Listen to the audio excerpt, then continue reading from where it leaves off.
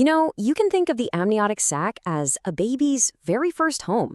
It's this perfectly balanced, fluid-filled world. But what happens when that balance gets thrown off? Today, we're diving into a condition where you can actually have too much of a good thing. And that condition is called polyhydramnios. It's a bit of a mouthful, but all it really means is that there's an excess of amniotic fluid building up in the amniotic sac. So that carefully balanced environment inside the womb, it's just a little overfilled. Now, right off the bat, I want to put this into perspective because it's really important. Polyhydramnios is pretty uncommon. It only affects about 1% of pregnancies, so about 1 in 100. While we're going to get into the details, it's good to remember this isn't something most people will ever encounter. So here's how we're going to break it down. First, we'll talk about what an overfilled womb actually means.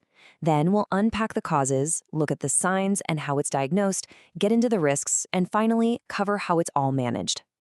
Okay, let's jump into part 1, an overfilled womb. So amniotic fluid is absolutely essential, right? It cushions the baby, helps their lungs and limbs develop, and keeps everything at a nice, steady temperature. But when there's too much of it, it can stretch the uterus and create pressure, and that can sometimes lead to complications. Now, this condition can show up in a couple of different ways. You've got the acute kind, where the fluid builds up really fast, like over just a few days.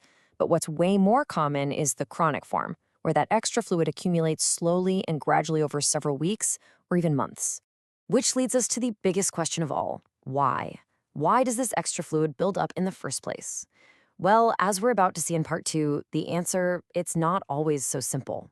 And honestly, this is the most crucial point to understand. For a lot of people who are diagnosed with this, doctors can't actually pinpoint one single reason why it's happening. It often gets classified as idiopathic, which is just the medical way of saying we don't know the origin. And while that can feel frustrating, it's also kind of reassuring because it usually means it's not linked to something you did or didn't do. But when a cause can be found, it usually falls into one of 3 buckets. First, there can be maternal causes, like diabetes. Second, it could be related to the fetus. For instance, the baby is constantly swallowing and recycling the amniotic fluid to keep it all in balance. So if the baby has trouble swallowing, that fluid can build up. And finally, there are placental or other causes, like in a twin pregnancy or sometimes certain infections, which you might see grouped under the acronym TORCH. Okay, so if the cause is often a mystery and it can develop super gradually, how in the world do doctors even spot it?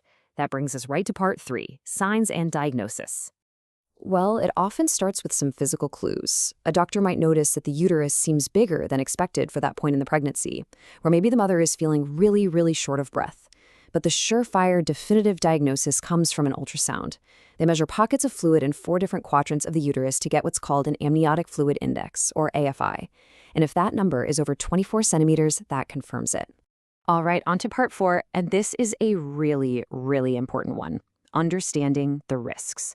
Because after a diagnosis like this, it is totally natural to feel concerned. But here's the key takeaway.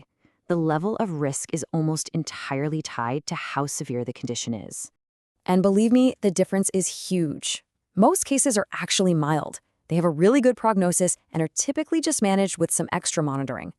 The more serious risks you hear about, things like premature birth, placental abruption, or cord prolapse, those are primarily associated with these severe cases where the fluid levels are way, way higher.